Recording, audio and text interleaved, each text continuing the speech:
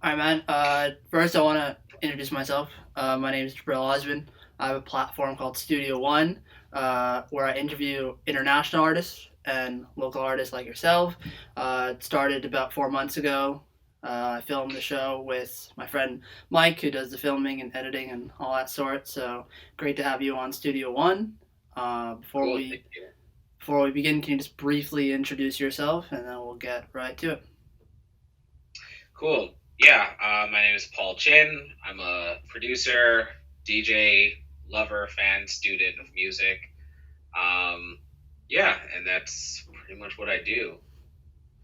Cool. So what I find really interesting, like right from the start, is that you were playing piano because you were put into it when you were really young, when you were 4 years old. Talk to me what that was like, and tell me how you really kept the passion of music going. Because some people are put into like sports or teams or anything like that, but you've kept it going from such a young age. So can you touch on those two things? Yeah, yeah, totally. And I mean, it's not an uncommon story at all, right? Like everyone either knows someone or knows someone who knows someone whose parents put them in music lessons at a young age. Um, I think at least generationally speaking, there's been this sort of expectation that yeah, music lessons or sports or whatever, but in particular music, as far as my experience goes, um, there's kind of like a prestige that comes with that. And you put your kids into these extracurriculars because you want them to develop these skills and discipline and all this other kind of stuff. Um, and I think another part of it is also just like give them something to do, keep them busy, keep them occupied, um, keep them out of my hair. Yeah. And so that was like probably a part of it for my parents. It was like, yeah, like my parents are both teachers, so like very academically prioritized individuals. Like that was my whole life, and it was all like from the time I was young, it was all stuff that was going to be like, what's going to get him ahead? What's going to, get him to skip a grade or skip a level or, what's going to look on his CV when he's applying for, post-secondary education, all this other kind of stuff. So, again, none of this is uncommon. And so a big part of what kept me in music was, frankly, my mom just being like, no, you're not allowed to quit this because you have to stick with this. And I think part of that was just, again, like that strive for discipline and having something to, uh, yeah, put that sort of like discipline in my life, inject that into my life and routine. But I think also part of it was like she recognized very early on, oh, he's actually good at this, right? Like it's not just that he's doing this and it's something for him to do and he'll just continue to do it, but she picked up on it and was like, oh no, he actually has a knack for this. He's good at this. He has a an inclination for this music stuff. And so, piano is what I started with. But then, like, when I was like old enough to go to school and join band and all this other stuff, then it was like, okay, so what's the next instrument you're gonna learn? What's the next instrument you're Yeah. gonna learn? And it was like yeah, like from age 4 through 17, there was always some structured form of music education in my life, right? And so that was all I knew. But when after like 17 and like I left home and like graduated and all this other stuff, I was like, oh, wait a second. For the first time in my entire life that I can remember, I don't have somewhere to be or something to do. Like I'm not accountable to anybody for my Like music, no one's right? Like I pushing don't you. It's all on you. exactly, exactly. I don't have anywhere that is like requiring me to like do this or requiring me to put in these hours of practice or requiring me to like perform or any of this stuff. Um, and I really noticed it and I really felt it. And I felt like the void that kind of left. You spend your entire life in school being like, oh man, I don't have any time to do anything because I have all these things that are already lined up and my entire life is accounted for based on like the schedule. And then you're out of school for the first time, and it's like, well, actually, I have all the time now. I have all the time. What did I think I was gonna fill it with? Yeah. And you're always like, oh yeah, when I don't have to go to school anymore, I'm just gonna like watch TV and read books and play video games and all this other stuff I wish I had more time for, and hang out with friends, all this other stuff I wish I had more time for. And then you realize, actually, I don't need that much time to do all of those things. You do all those things and you're still left with like, several hours of your day. And so that was kind of the point. I realized, oh yeah, like I actually, so much of my life has revolved around music, not just like, as a fan, but like also as like a student and practitioner, so to speak. And so that was kind of the point where I like really just made the decision. Oh, so I guess this is something I want in my life. And I'd always just kind of assumed that because again, it was just all I knew. But I finally like realized, oh, like actually, I could stop this. I could stop, and no one would ever follow up, and no one would ever ask about it. But that was kind of the moment where I was like, oh, actually, I do want to do this, and I do want this to be a part of my life. And yeah, that was kind of the point where I had to figure out what was next and what life was going to look like after like music lessons. Yeah. And yeah, so that's really when I just decided to start exploring, this self-directed exploration of like all this other musical stuff and how to again apply everything I learned about like studying and practicing and learning music in an academic sense, or like for the sake of performance and evaluation, and started to just apply all those skills to stuff that I was interested in, which was like making rap beats and like instrumental electronic stuff and all this other kind of, and like producing on a computer and all this other these things that were new to me at the time. And now here I am. Yeah. And going back to your high school roots when you're joining band and doing those things, talk to me about artists that you were listening to at the time. Talk to me about some of the music that you were playing in band and going from playing piano. Talk about learning other instruments. Yeah, so I feel like my experience in band was like not uncommon. Yeah, very similar to like other people I've spoken to who like grew up in other places and did band. It was like you had the classic stripped down versions of like the theme songs from popular movies. So we like played Pirates of the Caribbean, Star Wars, Jurassic Park, all of those things. So that was like concert band. I also joined the swing band when I was playing saxophone and trumpet for a little bit as well. And so we were also just playing like big band standards and stuff like that. And so it was all just these like little teases into like popular music, as popular as it gets in like music academia, really. And it was enough to just be like, oh yeah, like actually all of the stuff that you listen to and all the stuff that you connect with, because like iconic movie theme songs, they're just as memorable as like any top 40 like banger, right? And they're just as memorable because that music is so well written, and it's so it does such a great job of pinpointing like the exact sort of like musical theory and techniques that like people really respond to, and that like can elicit an emotional response.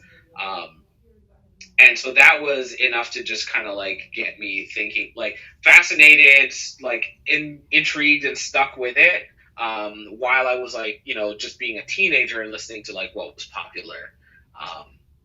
And for me growing up in the Cayman Islands, what was popular was this like mix of like reggae, dance hall, soca, calypso, hip hop, pop music as well, because we're an hour flight away from the States and all these other things. So I feel like I was listening to a relatively diverse selection of music, and at the time, I never would have known this because it's all I knew.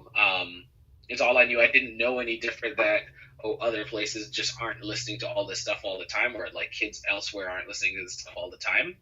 And I think that also really helped because now I'm piecing stuff together in my mind, and all of this is happening subconsciously, and I don't realize it. But I'm piecing together. Okay, there's the academic like understanding of like how music is written, how music is performed, and how music is received. And then I'm watching this play out in real time by all this music being made on like computers and MPCs and all these like not and samples and non orchestral production or composition. And so yeah, like growing up listening to like Elephant Man and A Tribe Called Quest and who was big at it, and like Lil Bow Wow and that like the golden age of like 106 in Park and all of these things at the same time as I'm like figuring out like that people respond emotionally to music, and I can like actually see the emotional response literally like notated on like score sheets. And so, yeah, that was like, I think high school for me was actually a really great and exciting time musically because there was so much I didn't know and so much I was like learning all at the same time. Yeah. I don't think there's ever been another period where there's been as much, I think, just novel development and realization all at once. And yeah, I think, it was just like a perfect alignment of the activities I was doing, the music that was coming out at the time, and just my like age and my youth and my lack of experience or knowledge at the time, right? So it was perfect. I think about the 2000s and the music of the 2000s a lot, and everything was insane. Everything was insane, and everything was just so out of the realm of like what we knew and or what like had really been developing at the time. I think about like popular music and particularly like black music. So disco is transitioned into funk and R&B, which became like the R&B of the 80s, which became like the R&B and a little bit of the pop music of the 90s, and all of this stuff. There's like a fairly linear progression for a lot of musical traditions. Like certain things very clearly came out of things before it, and then we got to the 2000s, and then all of a sudden things are being made on computers, and everyone is pulling these sounds, and like you don't necessarily have to have a band to play all of these parts. You can like play a whole orchestra on like a synthesizer on it's like actually a keyboard. Not to cut you off, but that I was gonna bring that up just now as well, because in this era that we're in right now, we can learn so much on the internet. We could learn how to write better. We can do what we're doing right now, like Studio One, like a platform online. And I know for you, being a producer, being an artist, when you were really starting out, you would scour the web for kits from producers and really learning how they kind of make what they do. Talk to me about how important the internet was to you as an artist and researching and learning the craft. It was absolutely vital, and even before I started making stuff, like it was my only connection to the outside world, right? It was like my lifeline to what was going on out there, and so like thinking like coming out of like the early mid and into the late 2000s when I kind of started making stuff for myself, and just like having lived through that whirlwind of just like sound, like all literal just sounds that were all composited together to then make music. It was very exciting, and coming out of it and just being like, cool, I've had like almost a decade of this just like soaking into my brain. I have to understand how it happened. I have to understand what goes into it.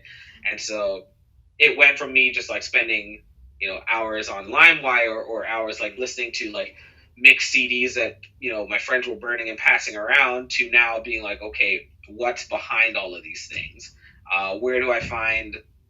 How do I make beats? How do I do that? What do I do Yeah. that with? What what do I download that gives me the same drums that the Neptunes are using, or that Timbaland is using, or that Kanye is using? How do I chop a sample? Like, what are these samples? And so it was like me digging around in Google searches and in forums forever, just trying to figure out what all these things are and where they came from and who has them and how I can get them for myself. Because, and I think, again, very similar trajectory to a lot of people that I know and know of. Like, you start making beats by trying to make the beats you already know that people already have made. And you try to reverse engineer them, right? So I was watching like this interview with Kenny Beats, and he's talking to T-Pain, telling him how he got into making beats, and he just like was remaking Timbaland beats and then playing them for his friends, and getting that response, and that was like really what gave him the confidence to like go to music school and learn to like produce for real and make his own stuff. Similarly, I know like Toki Monster, she started off by just trying to make beats like the RZA. And eventually, like, you listen to her stuff now, it doesn't sound at all like the RZA, but that's what she started doing to try to understand what all the steps in the process are, right? What all the things that you do, like so you need drums. I'm going to make these drums that sound like this. You need a sample. I'm going to take the sample that sounds like this. You take a like bass line or whatever, right? And then you get into the practice of that enough, and then you can start to figure out, okay, well, I already know what the RZA's drums would sound like, or I already know what Timbaland's drums would sound like. If I was like programming drums, what would I make? Yeah. And that's kind of what you go from there, right? So for me, it was Neptune's drum kits, Kanye drum kits, all of this stuff. And like later, like Dilla drum samples, and even less so the samples and more really and truly like the actual patterns and swings. And yeah, just spending like years just trying to recreate that until I then could figure out, okay, so I can do this. I can make a like knockoff Neptune's beat in my sleep. What actually keeps me up? What keeps me up at night to like make? What is going to be like a challenge? What do I actually have in here that I won't rest until I can make it? Yeah. Because if I don't make this like Neptune's knockoff beat, I'm not worried about it, because there are hundreds of actual Neptune's beats that the world already has. Nobody needs me to pretend to be Pharrell and Shad. But if I am going to do this, if it's going to be worth anybody's time, what can I deliver that is, I think, like more unique to my own voice or to my own experience or to my own like style? How do I develop a sound? Yeah. And so the internet was very great in giving me all the tools that I needed to just start doing the work before I could start doing the work like here and here. Yeah. So, and going away from the hip hop elements of the J Dilla, Neptunes, Kanye, I know when you released your 2 EPs, you went on a hiatus until coming back with Full Spectrum. You kind of dipped into like new worlds with anime influences and really listening to like movie scores, and I find that really interesting because most of the time, like Blade Runner, for example, the score of those films, me and my friend talk about that all the time because it makes it like it's so powerful that it changes the landscape of the film. So for you, I know you had an interview recently. I forgot who the person was, but you said back in the day, video games, they had like game sets where you can listen to music. It was like the lo-fi of that time. Talk to me about why you felt the need to really put yourself into new worlds and get inspired in that way, and talk to me about how that has influenced the music you've currently been making. Yeah, I think on some level, the thing that's always really gotten me excited about music and about making music is like the constant realization that there's so much that I still don't know. There's so much that I still haven't done or tried yet. And so I mean, I don't think I intended to take a hiatus as long as I did. It just ended up happening that way. Yeah. And I mean, taking breaks is good, but it can also be a trap sometimes. But yeah, like in that time, I really wanted to again make more space for all the stuff I wasn't doing. Um, and much unlike, when you want to like not be in school so you can make space to do all the like fun stuff you wish you could be doing, like there actually is an endless supply of stuff that you could be doing musically. Yeah. So I think, yeah, in that time, like it really ended up being uh a matter of just like spending the time on all this stuff and then realizing, oh, like actually I have so much still left to do, and so much, and this is a great use of my time. This is a great use of my time. I'm learning so much and I'm understanding so much more. I'm taking these skill sets or I'm taking these tools and adding them to my skill set, which now just makes for a richer sonic palette, as it were. And so there's been a lot of stuff that I've always wanted to do and always wanted to be able to make or make well, and just not really had all the practice or the talent to do it right yet. And for me, being able to just take the time where I was like, cool, well, I can just make all of this stuff. No one is checking for me. No one is looking for me. No one is expecting to hear any of it. No one's expecting to hear anything like this. Yeah. And so I could do that. It like really took off a lot of the pressure that I was placing on myself. And yeah, like when I was done with it, really, it was great because I was like, okay, cool. Now I've spent all these years doing all this stuff and putting these things in my like arsenal. And now I've like, again, similar to when you try to like learn to make beats by making beats that you've already heard. Like I was spending that time trying to make songs or trying to make, just trying to produce things that sounded similar to other things that I'd already heard.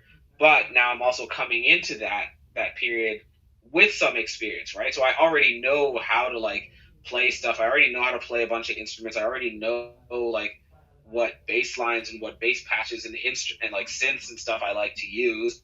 So it was like kind of like the next level up. It was like learning to make beats level 2, which is okay. So you already have some basic stuff, that foundational stuff that you can use anytime. Now here's how you add like stylistic flavor and stylistic flair and reference from all these other things into that. And then again, because the way my entire brain works is always thinking about like the connections. Yeah. Bless you. Thinking about the connections from like different musical traditions to another.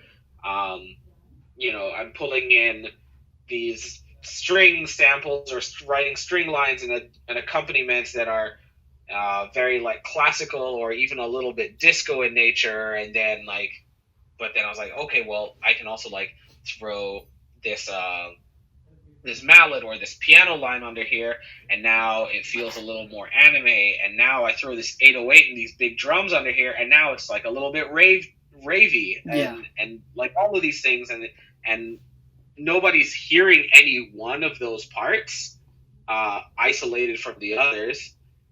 So like when people listen to it, it just sounds like something new and invigorating and intriguing, and people connect to it. But the reason people connect to it is because they've already connected to all the musical traditions that inspired it in the first place. Yeah. And now, two cool things that I really want to know. One, how it must have felt like releasing Full Spectrum and finally releasing a body of work after so long. And I know you have a ton of amazing features on the record, but I know Shad in particular is really special to you and connecting with him. So can you talk to me about how it's felt releasing this new body of work and what it means to you, and definitely talk about connecting with Shad? Yeah, I'll talk about connecting with Shad first because that's a much happier story. Okay. Yeah, like Shad is one of my best friends. Definitely like in music and also in my real life. Um, he's just super great. He loves music so much. He loves music so much. And I think what's really great about working with him is like similarly, he picks up on all the references. Like he has a very diverse palette and range of stuff that he's listened to. So he knows so much. And so he's able to pick up on little things that I'm doing or even like help me identify some of the things that I'm doing and point to where the or help me kind of like remember or recall what I've like been influenced by. Um, so working with him is great because he always knows exactly what I'm going for and and yeah, like he and I just like have a great like we found like our pocket in working together. Um, yeah, connecting with him is and like having him on this record is really great because like a decade or more ago, I was like discovering him for the first time. Um, yeah, just like watching The Hour, which was like George Stroumboulopoulos' show at the time, Yeah. and yeah, just like discovering him and being like, oh yeah, this dude's really cool. I love his music, and wanting to like make music like that and make music that like not only just like sounded like stuff I was interested in at the time, but also had this component of being able to like really resonate with people and like connect with people and make people feel like they know you or know a part of you better um, because they've listened to the stories you tell in your music. Um, so yeah, that's why I've always been a fan of his, and so having become friends with him over the years, and working with him on his album and learning about like how he makes albums and his whole like process of thinking about things and compiling all this music together, and then having him work on my record as well has been a really great sort of like full circle moment. Very happy to have him on here. He kills it. Um, I'm always like, and I'm always thinking of stuff to like work on or work on for him or send to him and whatever. Because again, like we have this like great working relationship. It's very easy. I trust him. He trusts me, which Yeah. I think is like the most important thing in your in who you choose to collaborate with. As for getting this record out, it's amazing because you work on something for like 2 years of your life, making sure that meticulously making sure that everything is exactly where it's supposed to be uh, and sounds the way it's supposed to be, and a line and everything is like planned out to the like the letter, and then a global pandemic hits, so Yeah.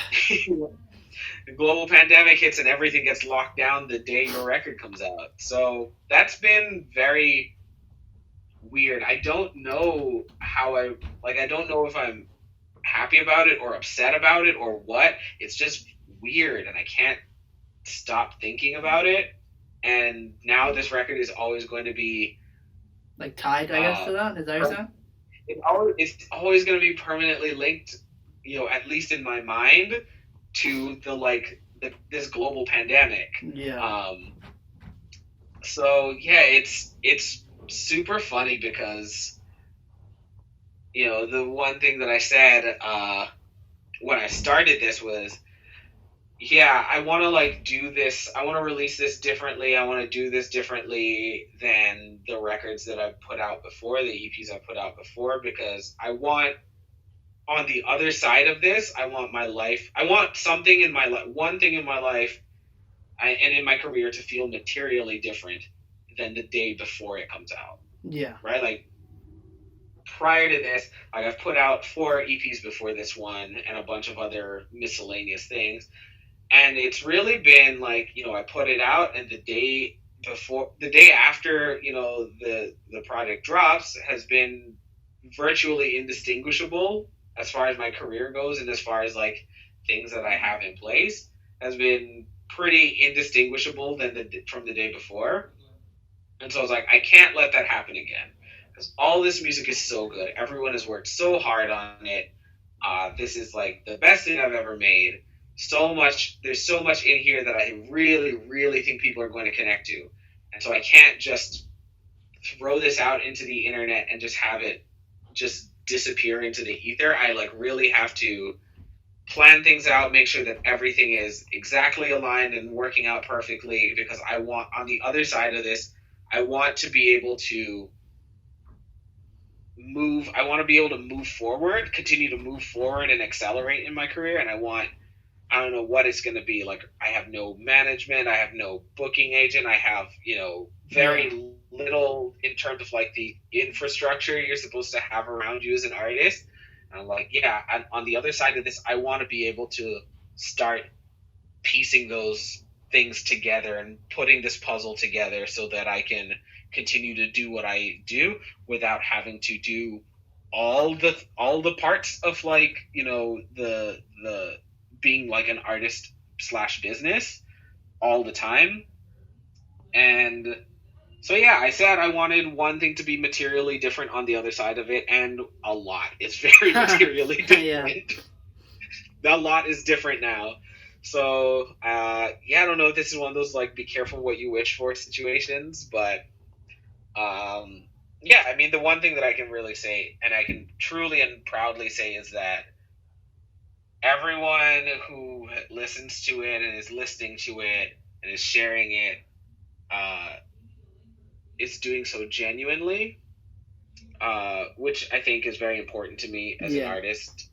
There is a lot of very non-committal stuff that you can do to support artists that doesn't really mean anything and doesn't materially make any difference in their lives.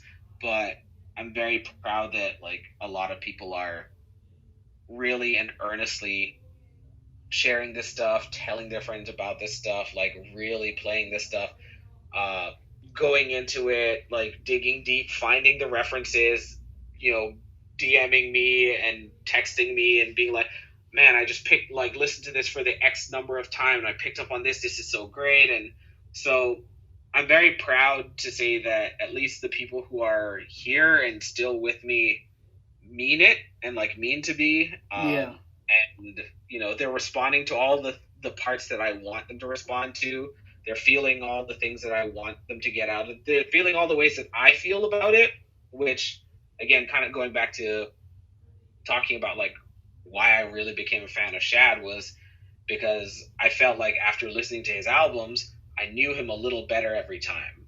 And I feel like people are getting to know me a little better after this. And, that's all any of us want, right? Yeah, exactly.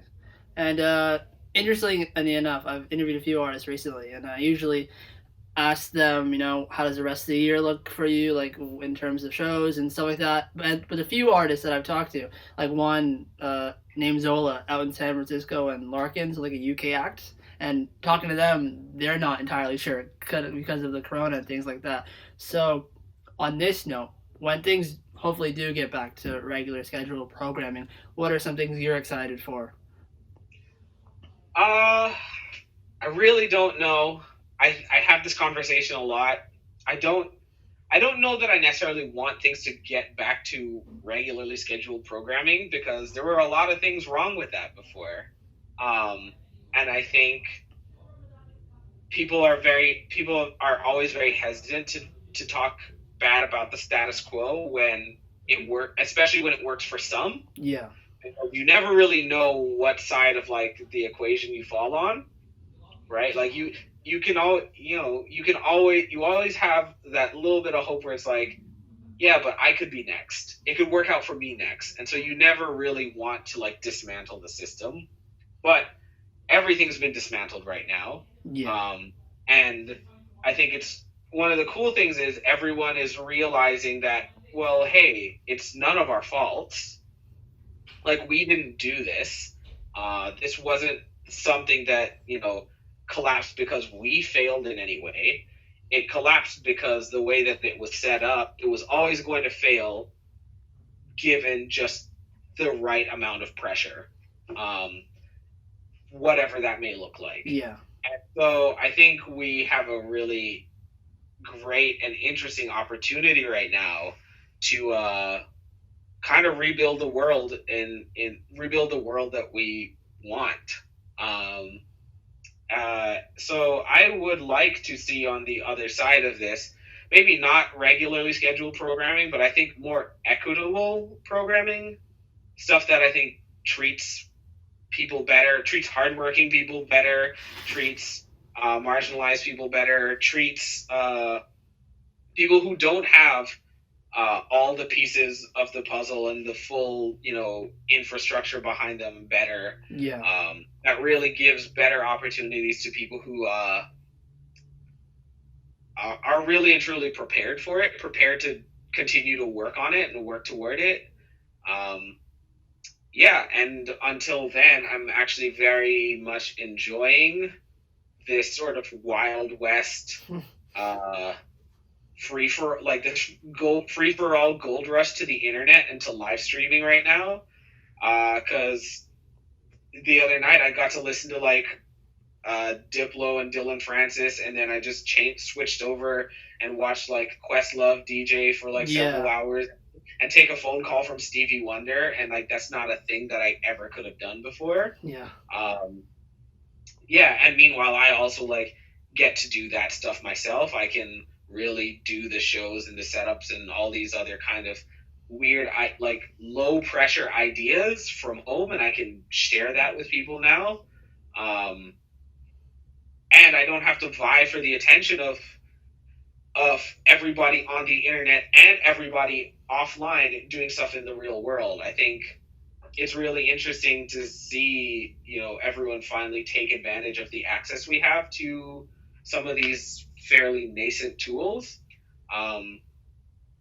And I'm excited about it because I personally feel like I'm very well equipped and prepared for being, an artist active on the internet. Me too. Because I spent my whole life learning and preparing for all of this, right? I only got into music because the internet gave me this lifeline and this access to the outside world. So here I am once again, torn in pieces. Yeah. But no, here I am, really and truly, just again kind of an island, and the internet is the way that I'm gonna be able to continue to learn stuff and continue to bring stuff into my own fold, but also be able to get stuff out there and share with the rest of the world. So yeah, and I'm excited for everyone else who's eager to do that and working hard to get themselves together to do stuff like that.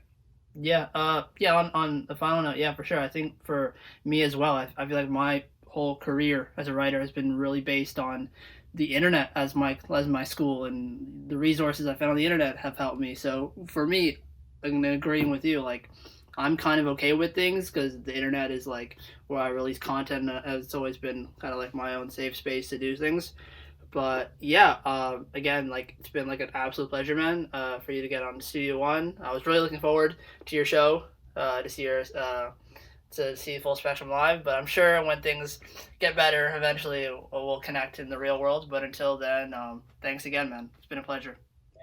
Thank you. I appreciate it. And yeah, stay safe. I will see you in the real world whenever we get back there. Yeah, for sure. All right, man. Take care. Take it easy. Studio One.